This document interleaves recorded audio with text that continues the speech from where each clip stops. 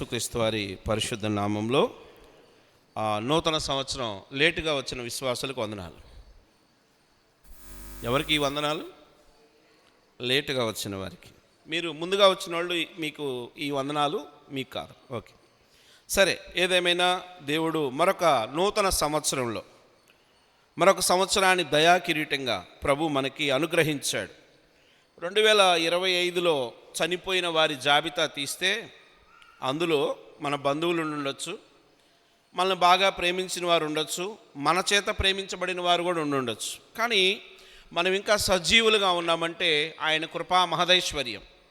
మరొక సంవత్సరంలో ఆయన మనల్ని ప్రవేశపెట్టాడు క్షేమంగా, బలంగా, శక్తితో, జ్ఞానంతో, ఇంకా అన్నిటికన్నా మించి ఆయన సన్నిధిలో కూర్చొని ఆయన ఆరాధించే ధన్యత. ఇది చాలా శ్రేష్టమైనది. దేవుని మహాకృపను బట్టి మరి పెద్దలైన వారు ప్రతి సంవత్సరం ఒక్కొక్క అంశం మీద ధ్యానం చేస్తూ దాన్ని వ్యక్తిగత జీవితాలకు ఆపాదించుకుంటూ రావడానికి వారు ప్రణాళికాబద్ధంగా చేస్తున్నారు. ఈ సంవత్సరం శ్రమ మీరు చూస్తూ ఉన్నారు. వెనుక 3 వాక్యాలు కనిపిస్తూ ఉన్నాయి. కేవలం ఒక్క మాటనే నేర్చుకోవడం కాదు, కానీ దేవుని వాక్యం అంతా మనకు బోధ చేస్తూ ఉంటుంది, అనేక సంగతులను బోధ చేస్తూ ఉంటుంది. ప్రతి అంశాన్ని చాలా జాగ్రత్తగా నేర్చుకోవలసిన వారంగా ఉంటున్నాం. సరే, శ్రమ అని మనం చూస్తూ ఉన్నాం. ఒక చిన్న లేఖన భాగాన్ని చదువుకొని మనం వర్తమానంలోనికి వెళ్ళిపోదాం. కీర్తనల గ్రంథం 117వ అధ్యాయం 119వ అధ్యాయం. కీర్తన గ్రంథం 119వ అధ్యాయము 71వ వచనాన్ని అందరం కలిసి చదువుకుందాం. కీర్తనల గ్రంథం 119వ అధ్యాయము 71వ వచనాన్ని అందరం కలిసి చదువుకోవడానికి ప్రయత్నం చేద్దాం. స్పీడ్గా తీసిన వారు పక్కవారికి పేజీ నెంబర్ చెప్పడానికి ప్రయత్నం చేయండి. నేను నీ కట్టడలను నేర్చుకున్నట్లు శ్రమ నొంది యుండుట నాకు మేలాయను. మరొకసారి చదువుదామా? నేను నీ కట్టడలను నేర్చుకున్నట్లు శ్రమ నొంది యుండుట నాకు మేలాయను. దేవుడు ఈ వాక్యాన్ని మన వినికిడిలో దీవించునుగా. కామెంట్ చెప్పండి. ఆమేన్. శ్రమ మేలు అని ఇక్కడ రాయబడింది. వాస్తవంగా బైబిల్లో శ్రమ అనేది చూస్తూ ఉంటే ఆ పదం గ్రీకు భాషలో ఒకలాగా సౌండ్ వినిపిస్తూ ఉంటుంది, హిబ్రూలో ఒకలాగా ఉంటుంది. గ్రీక్ లాంగ్వేజ్ కన్నా హిబ్రూ లాంగ్వేజ్ చాలా పాత, అంటే పురాతనమైనటువంటి భాష. హిబ్రూకి గ్రీక్ ఉన్న చిన్న డిఫరెన్స్ చెప్పి నా వర్తమానంలోనికి వెళ్ళిపోతాం. హిబ్రూలో రాయబడిన ఏ పదమైనా ఎలా ఉంటుందంటే స్ట్రైట్గా ఉంటుంది. అంటే పర్యాయ పదాలు ఎక్కువ ఉండవు, చెప్పబడే మాట స్ట్రైట్గా ఆ నిక్కచ్చితమైన అర్థాన్ని ఇచ్చేదిగా హిబ్రూలో ఉంటుంది. గ్రీకుకు వచ్చేటప్పటికి హిబ్రూతో పోల్చినప్పుడు మోస్ట్ అడ్వాన్స్డ్ లాంగ్వేజ్ అని చెప్పాలి. ఎందుకనంటే పురాతనమైన హిబ్రూతో పోల్చుకుంటే గ్రీక్ లాంగ్వేజ్ చాలా చాలా అడ్వాన్స్డ్ లాంగ్వేజ్. ఈ అడ్వాన్స్డ్ లాంగ్వేజ్లోనే గ్రీక్ తత్వం అంతా కూడా రాయబడి ఉంది. గ్రీక్ ఫిలాసఫీ ప్రపంచంలో గ్రేట్ ఫిలాసఫీ. గ్రీక్ ఫిలాసఫీ చాలా గ్రేట్. అందుకే తత్వవేత్తలు ఎక్కువగా గ్రీక్ సంబంధించిన వాళ్ళు అయి ఉంటారు. వాళ్ళు ఆ రాసిన భాష కూడా గ్రీక్లోనే రాశారు. అందుకే హిబ్రూలో ప్రతిపదం స్ట్రైట్గా ఉంటే గ్రీక్ లాంగ్వేజ్లో ప్రతిపదం పర్యాయ పదాలతో ఉంటుంది. తెలుగు కూడా కొంచెం గ్రీక్ లాగే ఉంటుంది. ఎలాగంటే పర్యాయ పదాలు ఎక్కువ. శ్రమ అనే మాటకి వేరువేరు సమయాల్లో వేరువేరు మాటలతో మనం సంబోధిస్తూ ఉంటాం. శ్రమని మనం వాడుక భాషలో బాధ అంటాం కదా, బాధ వచ్చింది లేకపోతే బాధలండి అని అంటాం.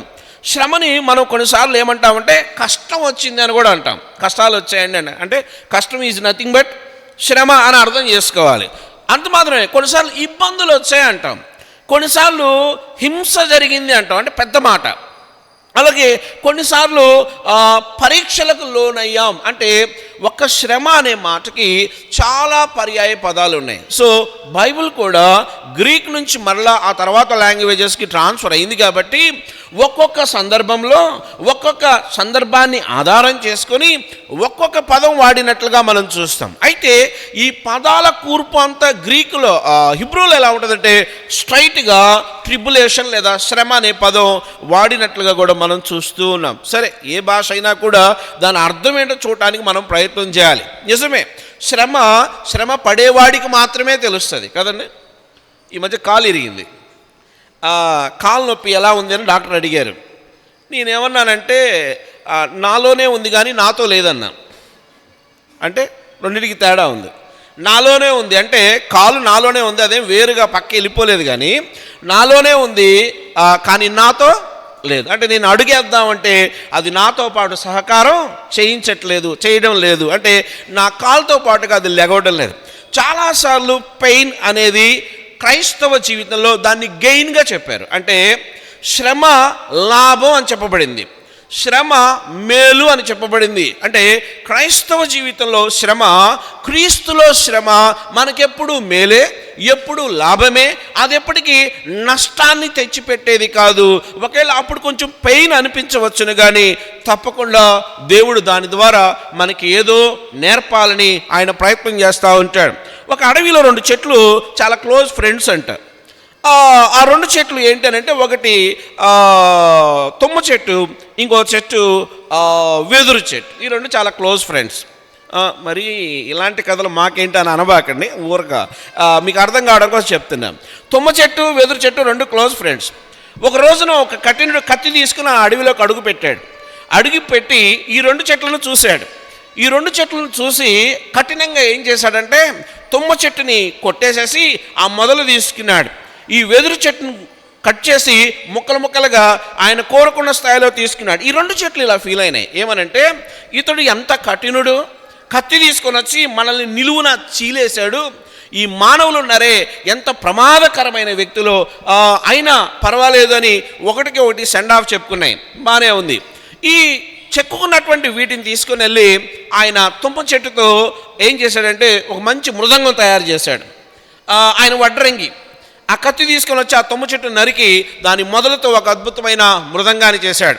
అలాగే ఈ వెదురు చెట్టు ఆ పీకలతో ఏం చేశాడంటే ఆయన అద్భుతమైన పిల్లన గ్రోవులు తయారు చేశాడు, అంటే ఫ్లూట్ని తయారు చేశాడు. ఈ 2 చెట్లు మొదట తిట్టుకున్నాయి తమకు కలిగిన పెయిన్ని బట్టి, బాధను బట్టి. ఆశ్చర్యం ఏంటంటే ఈ 2 ఆ యొక్క సమాజంలో పెట్టి అతడు ఆయా విద్వాంసకారుల చేత ఆ పాటలు పాడిస్తూ ఉన్నప్పుడు ఆ తుమ్మ చెట్టు నుండి తయారు చేయబడిన మృదంగం నుండి అద్భుతమైన శబ్దం, ఈ వెదురు చెట్టు నుండి తయారు చేయబడిన పిల్లన గ్రోవుల నుండి మధురమైనటువంటి సంగీతం వస్తా ఉన్నప్పుడు ఆ దారిని పోయే వాళ్ళందరూ కూడా ఏమి మృదంగం రా, ఏమి పిల్లన గ్రోవిరా అని పొగట్టం మొదలుపెట్టారు.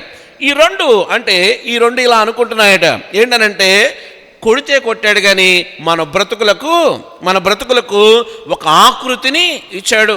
చెట్టును కొట్టినప్పుడు పెయినే, కాకపోతే ఆశ్చర్యం ఏంటంటే తెలుసా, ఆ రూపాంతర స్వభావంలోనికి వచ్చినప్పుడు ఆ 2టికి ఘనత వచ్చింది. నీ నా జీవితంలో కూడా దేవుడు కొన్నిటిని అలౌ చేస్తున్నప్పుడు పెయిన్ వస్తుంది, బాధ వస్తుంది కదా. చెట్టు నుండి కొమ్మ వేరు చేయబడతా ఉన్నప్పుడు బాధ వస్తుంది, పెయిన్ వస్తుంది. కానీ ఆ పెయిన్ ఎప్పుడు కూడా క్రైస్తవ జీవితంలో మేలు అని దేవుని వాక్యం చెప్తా ఉంది. చూద్దాం అసలు శ్రమలు ఎందుకు వస్తాయి. శ్రమ అంటే ఇక దాని పెద్ద డెఫినేషన్ ఏం అవసరం లేదు. చెప్పాను, కష్టం, బాధ, ఇబ్బంది, పరీక్ష, ఇవన్నీ కూడా శ్రమలనే తీసుకోవాలి. సో శ్రమ ఎందుకు వస్తుందో చూసి దాన్ని సరి చేసుకోవడానికి ప్రయత్నం చేద్దాం. అవి ఎలా ఉంటాయో చూద్దాం. మొదటిగా శ్రమలు ఎందుకు వస్తాయి? శ్రమలు రావడానికి బైబిల్ 4 రకాల కారణాలు చెప్తా ఉంది. శ్రమ అనే దాన్ని 4 రకాల పద్ధతుల్లో 4 కారణాలతో ఆ శ్రమని డిఫైన్ చేయడం జరిగింది. అందులో ఒక దాని గురించి ఏమని రాయబడిందంటే, స్వీయ కృతాపరాధమే శ్రమకు కారణం అని రాయబడింది. స్వయం కృతాపరాధమే శ్రమకు మూలం అని కొన్ని వాక్యాలు కోట్ చేస్తూ ఉన్నాయి. స్వయం కృతాపరాధం అంటే ఇంగ్లీష్లో చాలా మంచి పదం ఉంది దానికి. ఏంటో తెలుసా, సెల్ఫ్ విక్టిమైజేషన్ అంటారు. సెల్ఫ్ విక్టిమైజేషన్ అంటే స్వీయ కృతాపరాధమే శ్రమకు మూలం అంటే అర్థం ఏంటంటే, నేను శ్రమ పడడానికి నాలో ఉన్న దోషాలే చాలాసార్లు కారణం. శ్రమ బయట నుండి వస్తుందని నేను అనుకున్నాను, కానీ శ్రమ రావడానికి కారణం నా నుండి బయటకు వెళ్ళిందే కారణమని చాలాసార్లు మనం గుర్తించు. అంటే మనం చేసే పనులలో సరైన విధానములో దైవికంగా లేనప్పుడు చాలాసార్లు మనకు మనమే శత్రువులు. దేహం గురించి చెప్తే ఏమనుంది, ఒక చోట మీ దేహము నా ఆలయం అని చెప్పబడింది, మరొక చోట శత్రువుల గురించి చెప్తూ లోకం మన శత్రువు, సాతానుడు మనకు శత్రువు లేకపోతే ఉన్నా అని చెబుతూ మనకి మనమే శత్రువులం కదా. కొంతమంది కోపం వస్తే ఏం చేస్తారంటే, చాలామందిని చూసా, తలకాయకి ఈ చెయ్యేసుకుని ఇట్ట కొట్టుకుంటారు, టప. కొంతమంది ఉన్నారు మోర్ అగ్రెసివ్, వాళ్ళు ఏం చేస్తారు తెలుసా, దగ్గరలో ఏ గోడ అంటే తలకాయ తీసుకెళ్ళి దానికి కొట్టుకుంటారు. ఇప్పుడు కొట్టుకుంటే నొప్పి ఎవడికి? నేను నా చేత్తో కొట్టుకున్నా, నా తలకాయ తీసుకెళ్ళి రాతితో కొట్టినా నొప్పి ఎవరికి? నాకే. అంటే అర్థమైందంటే, నాకు పెయిన్ వచ్చినప్పుడు, నాకు బాధ వచ్చినప్పుడు దాన్ని ఎలా వ్యక్తం చేయాలో తెలియక నన్ను నేనే నాశనం చేసుకునే ఒక విధానం. అంటే సైకలాజికల్గా చాలాసార్లు నా విధి విధానాలు సరిగా లేకపోవడం వల్ల నాకు నేనే శత్రువు, నా శ్రమలకు కారణం కూడా నేనే, నా పెయిన్కి కారణం నేనే, నా ఇబ్బందికి కారణం నేనే, నా కష్టానికి కారణం నేనే. చూద్దాం, ఇప్పుడు మన దగ్గరే కాదు, మన పూర్వీకుడైన మన ఫోర్ ఫాదర్ అయిన ఆదాము దగ్గర కూడా ఇదే ప్రాబ్లం వచ్చింది. ఏంటో చూద్దాం. ఆదికాండం 1వ అధ్యాయము 17వ వచనం. దేవుడు డూస్ అండ్ డోంట్స్ చెప్తున్నాడు ఆదాముకి. ఆదాము, ఇది చేయి, ఇది చేయొద్దు, ఇది చేయి, ఇది చేయొద్దని చాలా చక్కగా చెప్తూ ఆయన అడ్రస్ చేసిన వాటిలో ఈ మాటలు కూడా ఉన్నాయి. ఆదికాండం 2వ అధ్యాయము 17వ వచనం. ఏమి చెప్పాడు దేవుడు ఏం చెప్తున్నాడు ఆదాముకి చెప్పండి. అయితే మంచి చెడ్డల తెలివినిచ్చు వృక్ష ఫలములను ఏం చేయాలి? స్వీట్లు ఎక్కువగా తినబాకరా, పళ్ళు పుచ్చిపోతాయని పిల్లాడికి చెప్పావు. చాక్లెట్లు ఎక్కువ తినబాకరా, నీ పళ్ళు పుచ్చిపోతాయని చెప్పావు. వాడు నువ్వు చెప్తున్నప్పుడు వింటూనే చాక్లెట్ తింటున్నాడు. ఇప్పుడు ఏమని చెప్పాలా? నీ మాట వింటూనే ఉన్నాడు, చాక్లెట్ ఓపెన్ చేస్తా ఉన్నాడు. ఇప్పుడు ఏం చెప్పాలి కదా? ఆదాముకి చాలా చక్కగా దేవుడు ఏం చెప్పాడంటే, ఒక అందమైన ఎన్విరాన్మెంట్ని క్రియేట్ చేసి అన్ని స్వతంత్రించుకోమని చెప్పి అందులో ఏది చేయాలి ఏది చేయకూడదో కూడా చెప్పాడు. ఎక్కడ? ఆదికాండం 2వ అధ్యాయం 17 ఏముంది? అయితే మంచి చెడ్డల తెలివినిచ్చు వృక్ష ఫలములను తినకూడదు, నీవు వాటిని తినుదినమున. ఏమన్నది అక్కడ? ఆ మాట జాగ్రత్తగా చదవండి. నీవు వాటిని తినుదినమున ఏమవుతావు? అసలు ఇక నో డౌట్ ఏంటి తెలుసా, నువ్వు చస్తావురా అన్నాడు. ఏమన్నాడు? నువ్వు చస్తావురా బాబు అన్నాడు. అప్పటికి ఆదమ్మక్క భూమి మీద అడుగు పెట్టలే, ఇంకా ఈయన సోలోగానే ఉన్నాడు. అవ్వమ్మక్క ఇంకా అడుగు పెట్టలేదు. ఆదాము ఒంటరిగానే ఉన్నాడు. ఆదాముకి రూల్స్ అండ్ రెగ్యులేషన్స్ దేవుడు చెప్పాడు. ఏం చెప్పాడంటే, అన్నీ తిను, అన్నీ ఎంజాయ్ చేయి, చక్కగా స్వాతంత్రించుకో, అన్నీ నీవే అన్నాడు. అన్నీ నీవే, కాకపోతే ఒకదాని జోలికి మాత్రం పోబాక. పోతే ఏంటి? ఆ పండు తిను దినమున నీవు నో డౌట్ ఎలా చేస్తావంటే నిశ్చయముగా చేస్తావు. కండిషన్, వార్నింగ్ ఇవ్వబడిందా లేదా? ఇవ్వబడింది కదా. అంటే దేవుడు ఎప్పుడూ కూడా ఏం చేయాలో ఏం చేయకూడదో మనకు చాలా స్పష్టంగా చెప్తాడు. ఏమి చేయాలో చెప్తాడు, ఏం చేయకూడదో చెప్తాడు. ఆశ్చర్యం ఏంటో తెలుసా, చెప్పిన దేవుళ్ళ తప్పులేదు, కానీ విన్న మనలోనే మందబుద్ధి అంటే లైట్గా తీసుకుంటాం, ఇది పెద్ద విషయం కాదంటాం, లేకపోతే అందరూ చేసేదే అంటాం, మనం నచ్చ చెప్పుకుంటాం. ఇది కామన్ అంటాం. చక్రవర్తి, ఇది పెద్ద విషయం కాదు, నువ్వు దీన్ని అంత సీరియస్గా తీసుకోవాల్సిన అవసరం లేదు, టేక్ ఇట్ ఈజీ, చాలా తేలిగ్గా తీసుకో, ఇదంత పెద్ద విషయం కాదు, దీనివల్ల నీకు జరిగే పెద్ద నష్టమేమీ లేదు. ఏమనుకున్నాడో ఆదాముకి చాలా స్పష్టంగా అది ఎంత పవర్ఫుల్గా ఆ డిజోబీడియన్స్ పనిచేస్తుందో కూడా చెప్పాడు. బాగుంది. అయితే ఆశ్చర్యం ఏంటంటే, ఎప్పుడైతే దేవుడికి చెప్పాడో, కానీ దేవుడు ఏది చెప్పాడో ఆ విషయంలోనే ఆదాము 100% ఫెయిల్ అయ్యాడు. ఎంత అంటే 100% ఫెయిల్ అయ్యాడు. ఈ ఫెయిల్ అవటంతో పాటుగా అతను ఏం తెచ్చుకున్నాడంటే, కింద రాయబడి ఉంటుంది కదా, నువ్వేం చేయాలి? నేలని దున్నాలి. సో నీళ్ళ వర్షం కొరకు ఎదురు చూడాలి.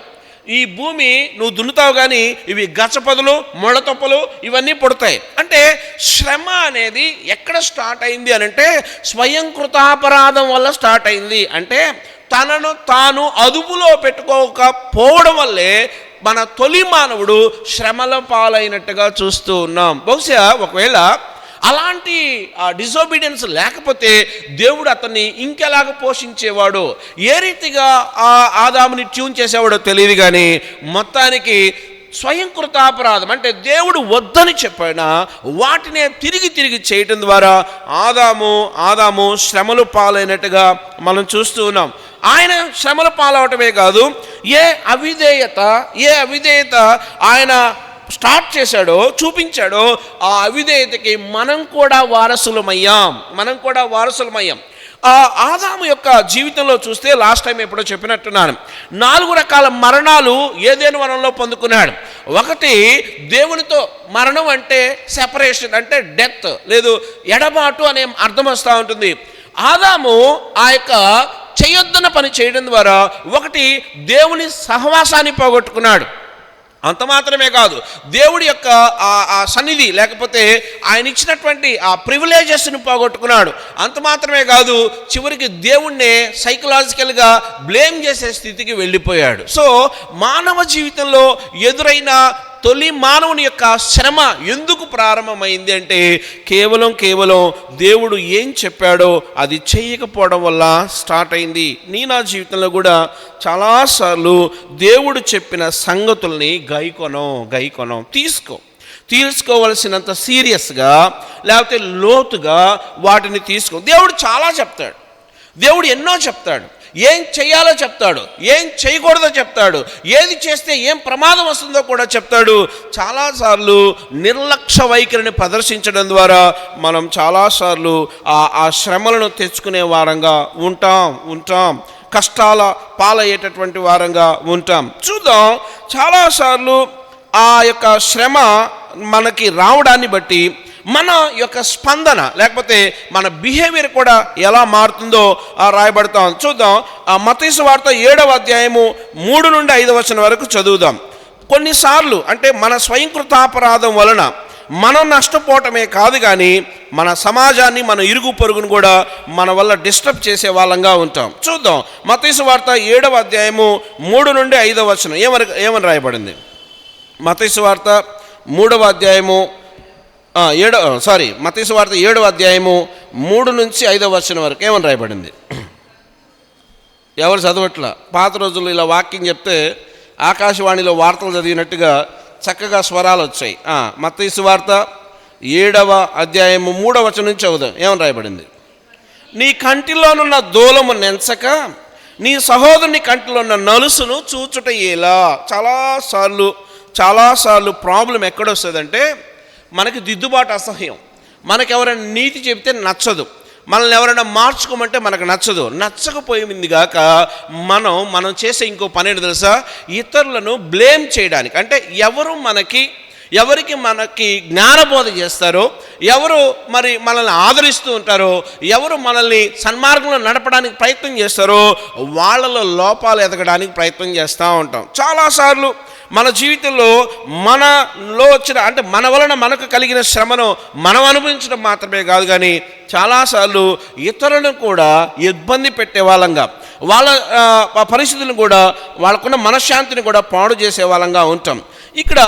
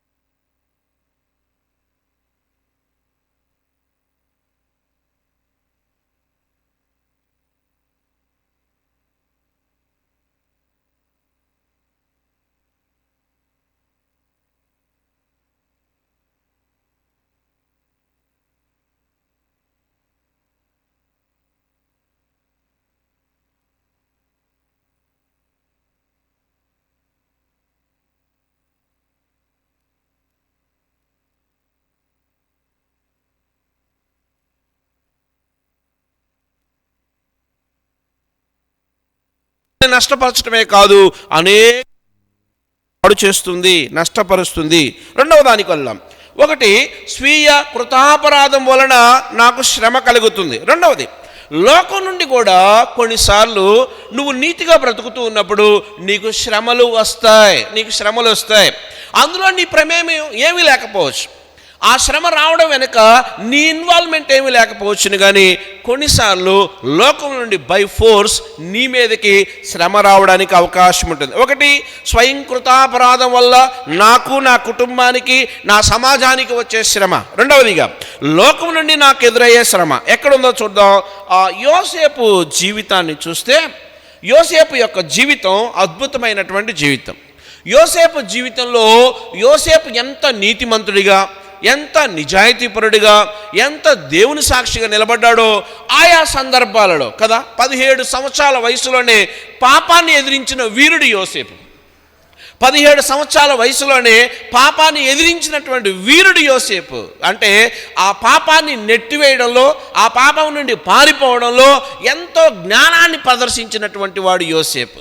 యోసేపు లైఫ్ చూస్తే చిన్నప్పటి నుంచి ప్రధానమంత్రి అయ్యేదాకా, అంటే బాల్యము నుండి తాను ఎదిగి పెద్దవాడయ్యేంత వరకు కూడా ఇంత లోపం కూడా కనిపించదు. చిన్నప్పుడు అందరూ ఆడుకుంటున్నప్పుడు వాళ్ళ అన్నలు పొరపాట్లు చేస్తే వాళ్ళ నాన్న దగ్గరకు పరిగెత్తుకుంటూ వెళ్ళి వాళ్ళ అన్నలు ఏమేం తప్పు చేశారో పేరు పేరున చెప్పేవాడు. వాళ్ళకు ఒళ్ళు మండిపోయేది, చాలా తిట్టేవాళ్ళు, చాలా ఇచ్చేసేవాళ్ళు. అంటే నీతి నిమిత్తం నిలబడినప్పుడు చాలాసార్లు శ్రమలు వస్తాయి. అంటే అన్నీ నువ్వు చేయడం వల్లనే నీకు శ్రమలు రాకపోవచ్చు, కానీ నువ్వు దేవుని సాక్షిగా నిలబడినందుకు కూడా నీకు శ్రమలు వస్తాయి. నువ్వు దేవుని సాక్షిగా నిలబడినప్పుడు కొన్నిసార్లు నీ ఉద్యోగంలో అవమానాలు, నువ్వు దేవుని బిడ్డని గుర్తించబడినప్పుడు, మామూలుగా ఉన్నప్పుడు ఎవరు నిన్ను ఇబ్బంది పెట్టరు. నువ్వు ఆ లోకంలో జీవించినప్పుడు ఎవరి వల్ల నీకు ఎలాంటి పెయిన్ రాదు, కానీ ఎప్పుడు దేవుని బిడ్డగా ముద్రించబడతావో, ఇతను నా బిడ్డ అని దేవుడు నిన్ను ముద్రించి వాడుకుంటూ ఉన్నప్పుడు అప్పుడు స్టార్ట్ అవుతాయి నీకు శ్రమ. కాలేజీలో కదా, అక్కడ వాళ్ళంతా ఏవో సినిమా మాటలు, పోకిరి మాటలు మాడుతూ ఉంటారు. నువ్వు ప్రత్యేకంగా కూర్చొని ఉంటావు. అందరూ అంటారు నీతిమంతురాలు వచ్చిందిరా, పరిశుద్ధురాలు వచ్చిందిరా అంటే రకరకాల మాటలు అంటూ ఉంటారు, రకరకాలుగా టీచ్ చేస్తూ ఉంటారు. ఉద్యోగాలు చేసే చోట అసలు చెప్పే పనే లేదు. నువ్వు క్రైస్తవుడివి అంటేనే నిన్ను వాళ్ళు పరిశీలిస్తూ ఉంటారు, నిన్ను వాళ్ళు అబ్జర్వ్ చేస్తూ ఉంటారు, డేగ కన్నుతో నీలో లోపాన్ని వెతకడానికి ప్రయత్నం చేస్తారు. ఒకవేళ నువ్వేమైనా వాళ్ళకి ఎప్పుడైనా దేవుని వాక్యం చెప్పావా, ఇక అప్పటి నుంచి భూతత్వం తీసుకొని ఎతకడం మొదలు పెడతారు. ఎందుకో తెలుసా, దేవుని వాక్యం చెప్పిన నీలో ఒక్క మిస్టేక్ అయినా పట్టుకొని వాళ్ళు అదొక ఆనందాన్ని పొందుదామని ప్రయత్నం చేస్తూ ఉంటారు. యోసేపు పరిస్థితి కూడా అంతే. యోసేపు జీవితం సొంత ఫ్యామిలీలో కూడా ఇబ్బందిగానే ఉంది. ఎందుకో తెలుసా, ఇంత నీతిగా, ఇంత పరిశుద్ధంగా, ఇంత చక్కగా నడవడం తోటి వ్యక్తులు అంటే తోటి బ్రదర్స్కే నచ్చడం లే కదా. కొన్నిసార్లు నీతి కోసం నిలబడినప్పుడు శత్రువులు ఎక్కడో ఉండరు, నీ ఇంట్లోనే ఉంటారు, నీ పక్కనే ఉంటారు, నీతోనే ఉంటారు కూడా వాళ్ళు. అంటే అర్థమైంది తెలుసా, నువ్వు నీతిగా జీవించడం ప్రారంభిస్తే, దేవునికి సాక్షిగా జీవించడం ప్రారంభిస్తే నువ్వు నచ్చవు అంటే అర్థమైంది తెలుసా, నీ యథార్థత, నీ పవిత్రత, నువ్వు దేవుని కోసం నిలబడిన విధానం అనేకులను ప్రభావితం చేస్తుంది. ఆ ప్రభావితం చేసి వాళ్ళు మారలేక నిన్ను మార్చాలని ప్రయత్నం చేస్తారు. వాళ్ళు మారలేరు. ఎందుకో తెలుసా, ఆ లంచం తీసుకోవడం వాళ్ళు వదలలేరు కదా. దీపం ఉండగానే చెప్పండి, లోకంలో సామెతలు ఉంటాయి. ఏంటది, దీపం ఉండగానే ఇల్లు ఏం చేయాలంట, చక్క పెట్టుకోవాలండి. ఉద్యోగం ఉండగానే చెప్పండి, ఉద్యోగం ఉండగానే 4 రాళ్ళు వెనక ముందు వేస్తే ఆనందపేటలో పెద్ద పాలిష్ రాయి వేసుకోవచ్చు. ఆనందపేట అంటే శ్మశానంలో కదా. అంటే దీపం ఉండగానే ఇల్లు చక్క పెట్టుకోవాలని, బ్రతికుండగానే, ఉద్యోగం ఉండగానే 4 రాళ్ళు సంపాదించుకుందామనే లోకం నేర్పిన ఒక నీతి ఉంది చూసావా, అది దేవుని నీతి కాదు.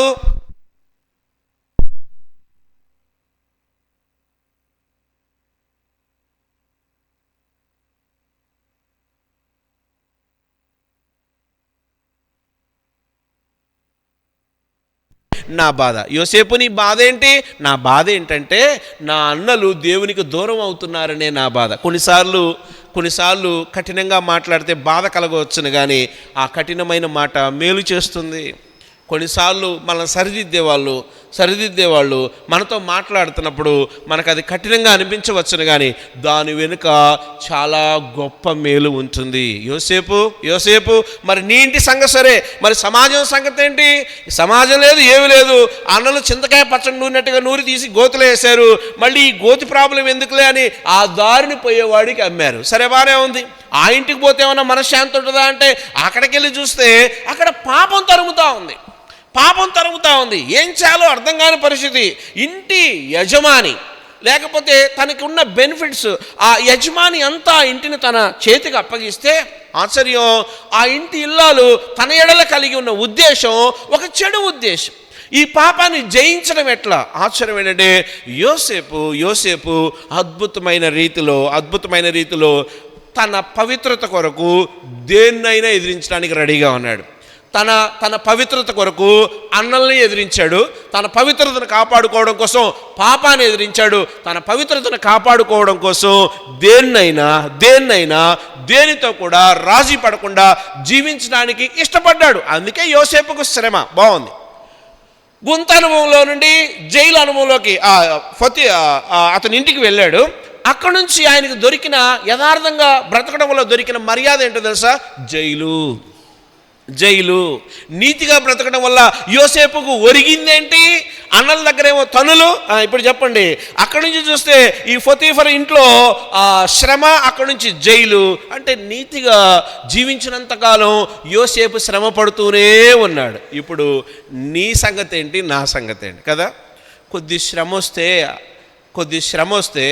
కొద్ది ఇబ్బంది వస్తే చాలా ఫీల్ అయిపోతూ ఉంటాం, చాలా ఇదవుతాం. కానీ ఆశ్చర్యం ఏంటో తెలుసా?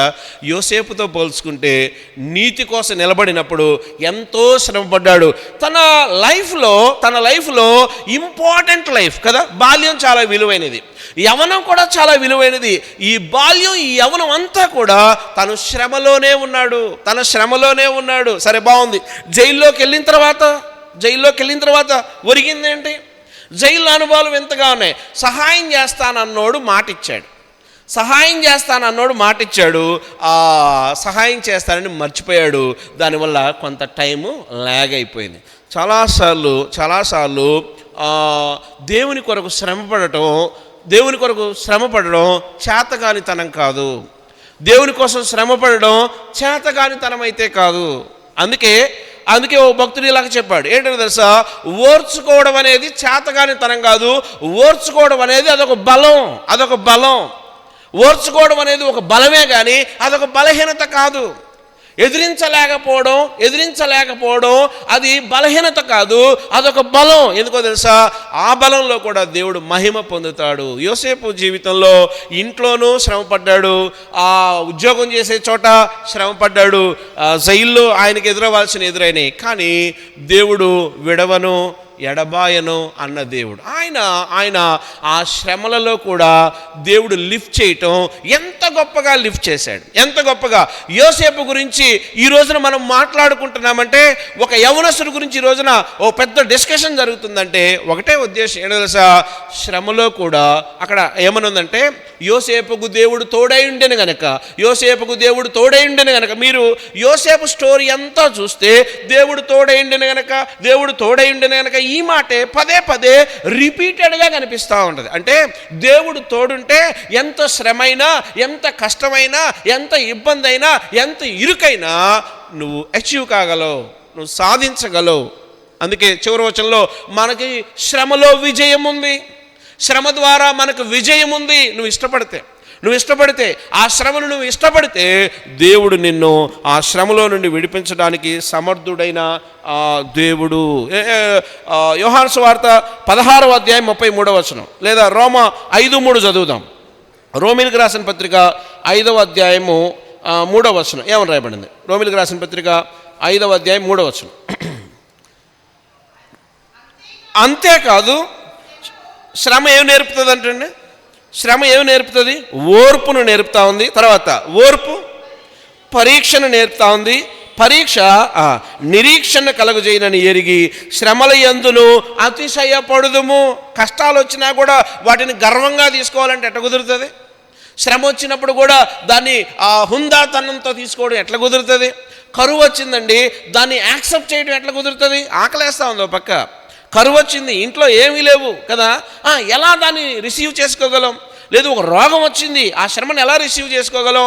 లేదు ఒక అవమానం వచ్చింది, ఒక నింద వచ్చింది, దాన్ని ఎలా రిసీవ్ చేసుకోగలం? దేవుడు అంటున్నాడు, ఆ శ్రమ నీకు ఓర్పునిస్తుంది, ఆ ఓర్పులో నీకు పరీక్ష, నిరీక్షణ, అంటే దేవుని కొరకు ఎదురు చూసే అంత నిరీక్షణ నీలో కలగజేయడానికే నీకు శ్రమ అని దాన్ని కంక్లూడ్ ఎలా చేశాడంటే, శ్రమ యందు అతిశయపడు అంటే శ్రమనిష్టంగా చేసుకో, శ్రమని యాక్సెప్ట్ చేయి. నీకున్న పరిస్థితిలో వచ్చిన ప్రతి శ్రమని నువ్వు యాక్సెప్ట్ చేయి, అంటే అంగీకరించు. ఎందుకో తెలుసా? అంగీకరించిన తర్వాత దానివల్ల నీకు ఆశీర్వాదం కూడా ఇచ్చే దేవుడు ఉన్నాడు. ఎస్, చూద్దాం. 2 శ్రమల గురించి చూసాం. 1 స్వీయ కృతాపరాధము వలన వచ్చు శ్రమ, పక్కన పెడదాం. 2వది లోకం వలన కూడా నీతిగా నిలబడినప్పుడు కొన్నిసార్లు శ్రమలు వస్తాయి. 3వదిగా దేవుడు అనుమతించిన శ్రమ. కొన్ని పెక్యులర్ పొజిషన్స్, కొన్ని స్పెసిఫికేషన్స్ ఉంటాయి. అంటే కొన్ని ప్రత్యేకమైన పరిస్థితుల్లో దేవుడే స్వయంగా కొంతమంది వ్యక్తులను, కొంత సెలెక్టెడ్ పీపుల్ని కొన్ని ప్రత్యేకమైన శ్రమలకి ఆయనే అప్పగించడం అంటే ఆయన శ్రమ పెట్టడం కాదు, శ్రమలను అలో చేస్తాడు, అంటే పర్మిషన్ ఇస్తాడు. మనకు తెలుసు యోబు జీవితంలో, యోబు గ్రంథం 1వ అధ్యాయము 21వ వచనం ఏం రాయబడింది? యోబు గ్రంథం 1వ అధ్యాయము 21వ వచనం. యోబు జీవితంలో మీరు యోబు ఇంట్రడక్షనే చాలా అద్భుతం. ఏంటంట? ఊజు దేశమునందు ఎవరున్నారంట? యథార్థవర్తనుడు, ఎవరు? న్యాయవంతుడు, దేవుని యందు భయభక్తులు గల, అంటే ఒక వ్యక్తి యొక్క ఇంట్రడక్షన్ అద్భుతంగా ఉంది, చాలా అద్భుతంగా ఉంది. అన్నున్న వ్యక్తిని చూస్తే ఎవరికైనా ఒకలాగా అనిపిస్తుంది, నేను కూడా అలా ఉంటే బాగుంది. కానీ ఆశ్చర్యం తెలుసా? న్యాయం కలిగినోడు, నీతి కలిగినోడు, యథార్థవంతుడు, భయభక్తులు కలిగినోడికి శ్రమ ఎందుకు? ఎస్, దేవుడు కొన్ని ప్రత్యేకమైన పరిస్థితుల్లో కొంతమందికి, సెలెక్టెడ్ పీపుల్కి ప్రత్యేకమైన అనుభవాలను ఇస్తాడు. యోబు అనుభవాలు ఏంటో చూడటానికి ప్రయత్నం చేద్దాం స్పీడ్గా. యోబు గ్రంథం 2వ అధ్యాయము 4-5 వచనాలు. యోబు కలిగిన శ్రమ ఎలా కలిగింది? యోబు గ్రంథం 2వ అధ్యాయం 4-5 వచనాలు.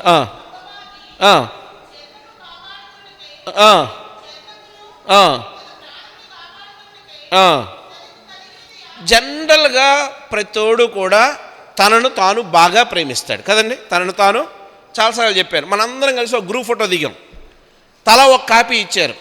నువ్వు ఫోటోలో ఫస్ట్ ఎవరిని చూస్తావు? ఎవరిని చూస్తావు? నన్ను నేను చూసుకుంటా కదా, నేను ఎక్కడున్నాను. ఆ పక్కన 100 మంది నిలబడి వాళ్ళందరితో నాకు పని లేదు. ఎందుకో తెలుసా? నేను ఎక్కడున్నాను, ఎస్, నేను బాగా పడ్డానా, నా ముఖం బాగా వచ్చిందా, నేను నల్లగా ఉన్నా, ఆ లైటింగ్ వెలుగులో తెల్లగా ఉన్నానా, ఇంకెలా ఉన్నాను కదా. ఫస్ట్ ఆ ఫోటోలో నన్ను నేను ఎందుకో తెలుసా? నన్ను నేను ప్రేమించుకుంటాను, నన్ను నేను తృప్తిపరచుకుంటాను, నన్ను నేను పోషించుకుంటాను, నా సుఖాన్ని నేను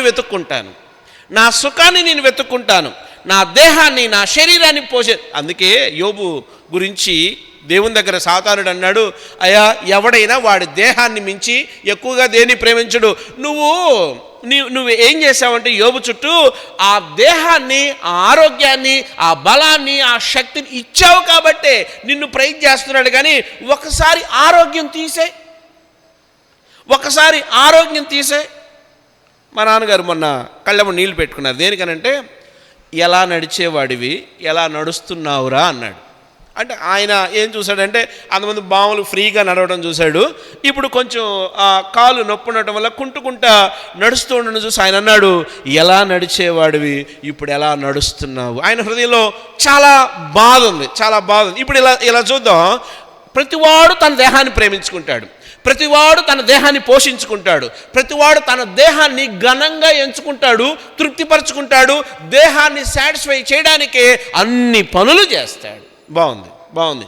యోబు దగ్గరకు వచ్చి, దేవుడి దగ్గరకు వచ్చి సాతాను అన్నాడు, నువ్వేం చేసావో తెలుసా? బలం ఇచ్చావు, జ్ఞానం ఇచ్చావు, అందం ఇచ్చావు, అన్నీ ఇచ్చి మంచి ఫిజిక్ ఇచ్చావు కాబట్టి యోబు నిన్ను ప్రైజ్ చేస్తున్నాడులే. ఇవన్నీ తీసే చూద్దాం, ఇవన్నీ తీసే కదా. ఇప్పటికిప్పుడు ఒంటి నిండా బొబ్బలు వచ్చి, ఇప్పుడు మన చర్మం చీకిపోయి రక్తం గారిపోతా కుక్కలు వచ్చి నాకితే మనం ఎలా ఉంటాం కదా? ఇప్పుడు ఏదో చర్చికి వస్తా కాస్త ఫేర్ అండ్ లవ్లీ ఆ లవ్లీ రాసుకొని కొంచెం అద్దం ముందు 1 గంట నిలబడి ఏదో డెకరేట్ వచ్చాం, బాగానే ఉంది. ఇప్పుడు థింక్ చేద్దాం, మన చర్మానికే గడలొచ్చి అవి పగిలి రక్తం గారుతా కుక్కలు నాకుతా దురద పుడతా ఉంటే చిల్ల పెంకులు తీసుకొని గీకుంటా కూర్చున్న ఈ దర్శనం ఎంత భయానకంగా ఉంది. సాతానుడు అన్నాడు, అతనికి అంత మంచి హెల్త్ ఇచ్చావు కాబట్టి నిన్ను స్తుతిస్తూ ఉన్నాడు. బట్ ఆ విషయంలో యోబు అద్భుతంగా శరీరాన్ని బట్టి కాక తన ఆత్మను బట్టి దేవుడిని మహింపరిచాడు. అది మీకు తెలుసు. నేను రెండో స్ట్రగ్లింగ్కి వెళ్తాను. రెండవదిగా యోబు గ్రంథం 1వ అధ్యాయం 9వ వచనం చదవండి. రెండవ లాస్. 1 తన దేహం మొత్తం పోయింది. రెండవది ఇది మొదలు జరిగిందిలే. 1వ అధ్యాయం 9వ వచనం. అపవాది అయ్యా యోబు ఇంత ప్రార్థన చేస్తున్నాడు, ఇంత వాక్యం ఇంత మంచిగా ఎందుకున్నాడు, నువ్వేం చేసావు తెలుసా? ఆయనకి ఆస్తి ఇచ్చావు, అంతస్తు ఇచ్చావు, పిల్లలు ఇచ్చావు, మేడలు ఇచ్చావు, మిద్దెలు ఇచ్చావు, సముద్రపు వ్యాపారం ఇచ్చావు, గ్రేట్ బిజినెస్ మ్యాన్ అయ్యా. ఆయన దగ్గర డాలర్లు ఉన్నాయి కాబట్టి, అంత లగ్జరీ ఉంది కాబట్టి నిన్ను దేవుడు స్తుతిస్తున్నాడు అని అన్నాడు. ఆశ్చర్యం తెలుసా? ఏవి సాతానుడు ఎత్తి చూపించాడో దేవుడు వాటన్నిటినీ, సపోజ్ ఇప్పుడు నేనే ఉన్నా, ఇంటికి వెళ్ళేలోపు మా ఇల్లు కూలిపోయింది అనుకో, ఎట్టొడుతుంది నా పరిస్థితి. నేను వెళ్ళేలోపు నా కారు మీద ఎవడో పెట్రోల్ పోసి తగలబెట్టి దాన్ని ఇది చేసేసాడు. నేను వెళ్ళే లోపల అన్నీ పోయినాయి, నాకున్నదంతా పోయింది అనుకుందాం. ఇప్పుడు నేను ఎలా ఉంటానంటే ఎంత భయంకరంగా ఉంటానో కదా. అన్నీ పోయినాయి, టైం కూడా లేదు. చివరికి ఎవరు పోయారో తెలుసా? కడుపును పుట్టిన పిల్లలు కూడా పోయారు కదా. కడుపును పుట్టిన పిల్లలు కూడా పోయారు. పిల్లలు పోతే అది ఎలా ఉంటుందంటే శూన్యం కనపడతా ఉంటుంది కదా. ఎవరి కోసం బ్రతుకుతున్నాను అనుకుంటున్నాడో, ఎవరికి అన్నీ ఇద్దాం అనుకుంటున్నాడో, ఎవరు నా వారసులని ప్రకటించాడో వాళ్ళే లేరు. ఇంకా బ్రతుకు ఎలా ఉంటుంది? పెద్ద శూన్యం.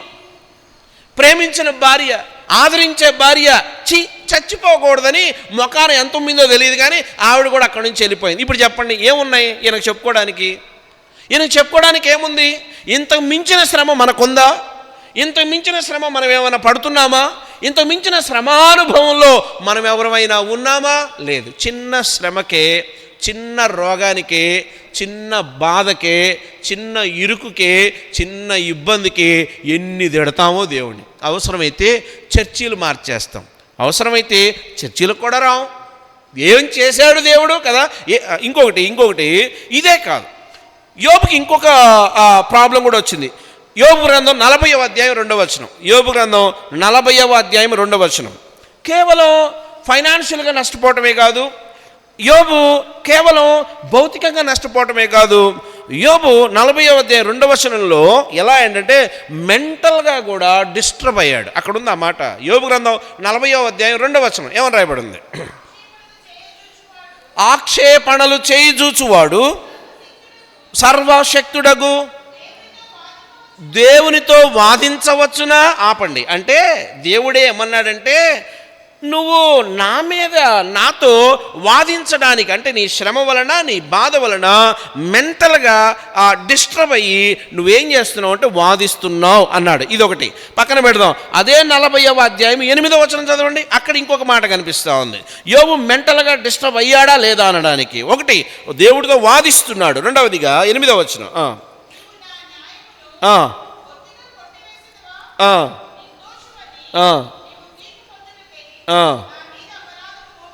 అపరాధము మోపుదువా అంటే 2 విషయాలు కనిపిస్తూ ఉన్నాయి. ఒకటి, మెంటల్గా దాని పెయిన్ని భరించి పరాకాష్ఠకెళ్ళిన ఆ పొజిషన్లో వన్ థింగ్ దేవునితో వాదిస్తూ ఉన్నాడు.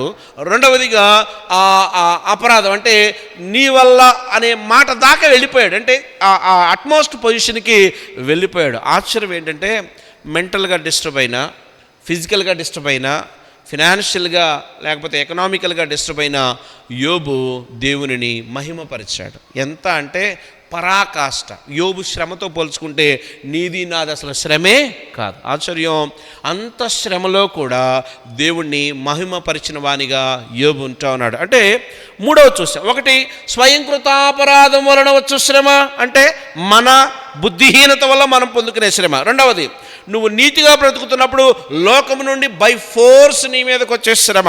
మూడవదిగా దేవుడు స్పెసిఫిక్గా అనుమతించినటువంటి శ్రమ. నాలుగవది చెప్పి నేను క్లోజ్ చేస్తాను. నాలుగవదిగా మత్తయి సువార్త 24వ అధ్యాయము 21వ వచనం ఏమని రాయబడింది? మత్తయి సువార్త 24వ అధ్యాయము 21వ వచనం ఏమని రాయబడింది? మత్తయి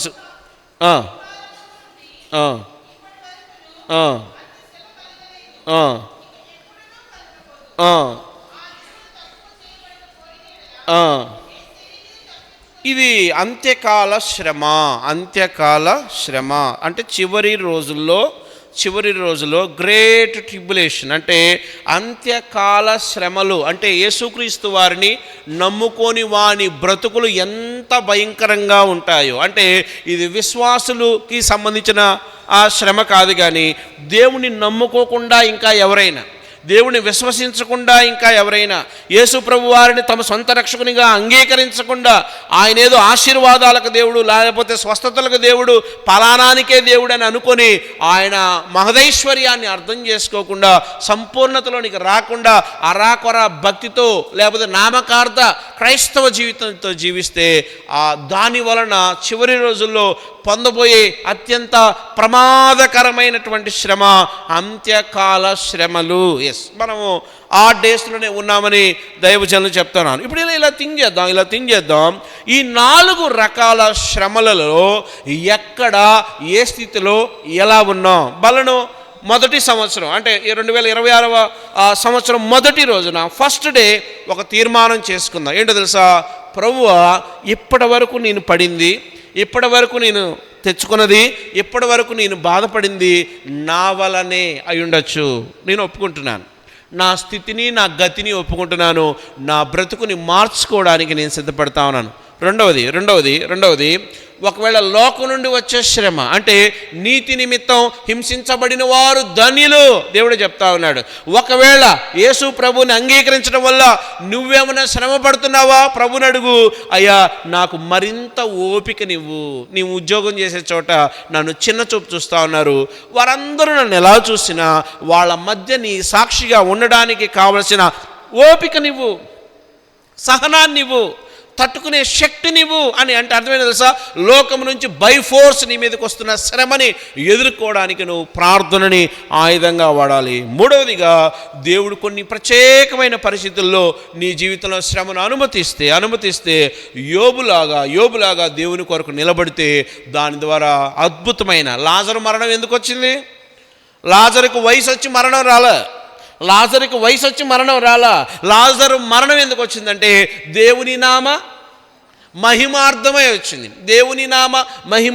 వచ్చింది. షడ్రక మెషక అబేద్నెగోలు అగ్నిగుండంలో పడే శ్రమ ఎందుకు వచ్చింది?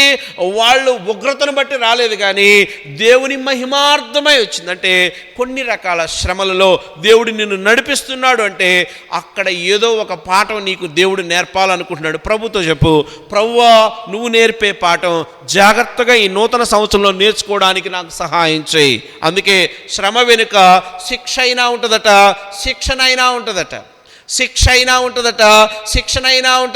అంటే మన శ్రమ లేదు, మన అపరాధములను బట్టి కొన్నిసార్లు శిక్ష మన మీదకి రావచ్చు. ఒకవేళ శ్రమ శిక్షణ అయితే, ట్రైనింగ్ అయితే, పోలీసు ఉద్యోగం ఇచ్చేవాళ్ళు అంత తేలిక ఏమి ఎవరు? వాళ్ళ చేత పరిగెత్తిస్తారు, దూకిస్తారు, ఎక్కిస్తారు, పడేస్తారు, రకరకాలుగా చేస్తారు. ఎందుకో తెలుసా? రేపు వాళ్ళు ఎదుర్కొనే ఫీల్డ్ అంత భయంకరంగా ఉంటుంది. కాబట్టి రేపు ఎదుర్కోపోయే ఆ పరిస్థితుల్లో మనం అలాగున శోధింపబడిన మీదట సువర్ణ ప్రకాశమాన జీవితంలో మనం ఉండాలనే దేవుడు మన బ్రతుకుల్లో శ్రమని అలో చేస్తున్నాడు. అది రోగం అయి ఉండొచ్చు, నాలాగా కాలుర కొట్టుకోవడం అయి ఉండొచ్చు, లేకపోతే ఇంకొక కరువు అయి ఉండొచ్చు, లేకపోతే ఖడ్గం అయి ఉండొచ్చు, నువ్వు ప్రేమించేది నువ్వు పోగొట్టుకోవడం అయి ఉండొచ్చు, లేకపోతే నింద అయి ఉండొచ్చు, అవమానం అయి ఉండొచ్చు. ఏదైనా ప్రభు అనుమతించినప్పుడు దాన్ని యాక్సెప్ట్ చేసి నువ్వు ముందుకెళ్తే దేవుని నామానికి మహిమ వస్తుంది. కళ్ళు మూసుకుందాం, తల్ల వంచుదాం. శ్రమ నాకు మేలాయను. ఒక మాట చూసాం, శ్రమ మనకి మేలు. అయితే ఆ శ్రమలలో కూడా స్వయం కృతాపరాధం వలన వచ్చు శ్రమ. ఆదాము దేవుడు చెప్పాడు, కానీ ఆదాము మాట మీరాడు. అంటే అర్థం ఏంటంటే అవ్వమ్మకు ముందుగా చెప్పుకునే విషయంలో ఫెయిల్ అయ్యాడు. ఎలా ఫెయిల్ అయ్యాడో తెలియదు కానీ మొత్తానికి ఆ పాపాన్ని సంతరించుకున్నాడు. నిజమే, స్వయంకృతాపరాధం, డూస్ అండ్ డోంట్స్. దేవుడు ఇది చెయ్యి ఇది చేయొద్దని చెప్పిన భయం లేకుండా, భక్తి లేకుండా విచ్చలవిడితనానికి అప్పగించుకున్న దినాలు ఎన్ని? చెప్దాం, ప్రభువా నన్ను క్షమించవా, నా మాట, నా చూపు, నా తలంపు, నా ఉద్దేశం అంతా దినమెల్లా చెడ్డవి, నాలో మంచి లేదు. నేను పడుతున్న శ్రమ నా స్వార్థం వల్ల వచ్చింది. నేను పడుతున్న శ్రమ నా యొక్క అక్కసు వల్ల, లేకపోతే నా ఉగ్రత వల్ల వచ్చింది. ప్రభువా అలాగున వచ్చిన శ్రమ అయితే ప్రభువా నన్ను తప్పించు. రెండవదిగా లోకము నుండి వచ్చిన శ్రమ ప్రభువా ప్రార్థనతో జయించడానికి నాకు సహాయం చేయి. మూడవదిగా దేవుడు అనుమతించిన శ్రమ ప్రభువా నాకు రెట్టింపు ఓపిక బలం నాకు దయచేయి. ప్రభువా ఆ అంత్యకాల శ్రమలు ఎటు నాకు దూరం చేసే దేవుడిగా ఉన్నాం. అలాగున మన స్థితిని మనం ప్రభు సన్నిధిలో ఒప్పుకొని దేవుడు సరిచేస్తున్నప్పుడు, దేవుడు చక్కబెట్టుకున్నప్పుడు మనం సరిదిద్దబడడానికి మనం ఇష్టం చూపుదాం. ఆ శ్రమని యాక్సెప్ట్ చేద్దాం. ప్రభు మనల్ని అట్టి గొప్ప అనుభవంలో గుండా నడిపించునుగా. కళ్ళు మూసుకుందాం, తల్ల వంచుదాం. ఎవరు కళ్ళు తెరిచి చూడాల్సిన అవసరం లేదు. కళ్ళు మూసుకొని మనస్థితిని మనం ఒప్పుకుంటూ యోగ్యకరంగా ఈ తొలి రోజున కడగబడిన అనుభవంలో నుండి ఆయన బలను సమీపిద్దాం. మన మధ్య వెంకయ్య మాస్టర్ గారు ఉన్నారు. వచ్చి మనకి వాక్యానుసారంగా ప్రార్థనాపూర్వకంగా బలను అందిస్తారు.